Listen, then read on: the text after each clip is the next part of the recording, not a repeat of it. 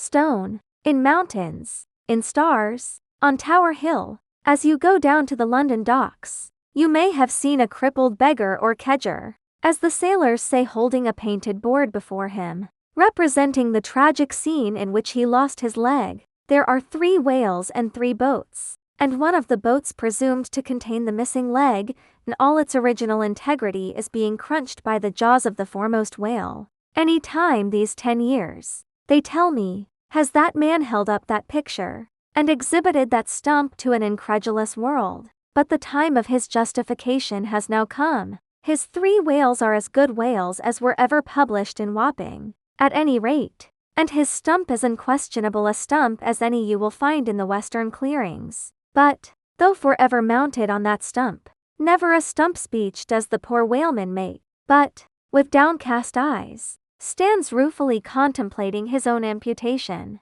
Throughout the Pacific, and also in Nantucket, and New Bedford, and Sag Harbor, you will come across lively sketches of whales and whaling scenes, graven by the fishermen themselves on sperm whale teeth, or ladies' busks wrought out of the right whalebone, and other like scrimshander articles, as the whalemen call the numerous little ingenious contrivances they elaborately carve out of the rough material. In their hours of ocean leisure, some of them have little boxes of dentistical-looking implements, specially intended for the scrimshandering business. But, in general, they toil with their jackknives alone, and, with that almost omnipotent tool of the sailor, they will turn you out anything you please. In the way of a mariner's fancy, long exile from Christendom and civilization inevitably restores a man to that condition in which God placed him, i.e., what is called savagery. Your true whale hunter is as much a savage as an Iroquois.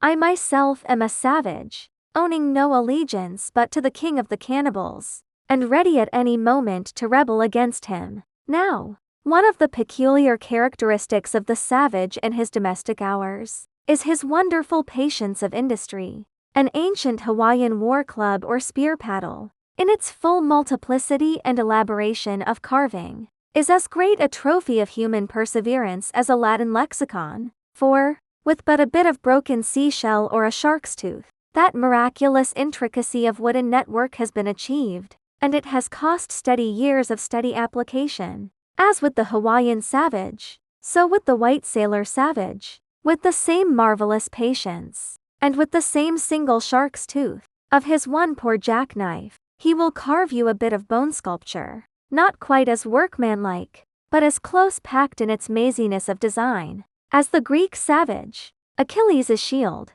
and full of barbaric spirit and suggestiveness, as the prince of that fine old Dutch savage, Albert Dürer. Wooden whales, or whales cut in profile out of the small dark slabs of the noble South Seawar wood, are frequently met with in the forecastles of American whalers. Some of them are done with much accuracy. At some old gable-roofed country houses you will see brass whales hung by the tail for knockers to the roadside door. When the porter is sleepy, the anvil-headed whale would be best, but these knocking whales are seldom remarkable as faithful essays. On the spires of some old-fashioned churches you will see sheet iron whales placed there for weathercocks, but they are so elevated, and besides that are to all intents and purposes so labeled with hands off, you cannot examine them closely enough to decide upon their merit. In bony, ribby regions of the earth, where at the base of high broken cliffs masses of rock lie strewn in fantastic groupings upon the plain,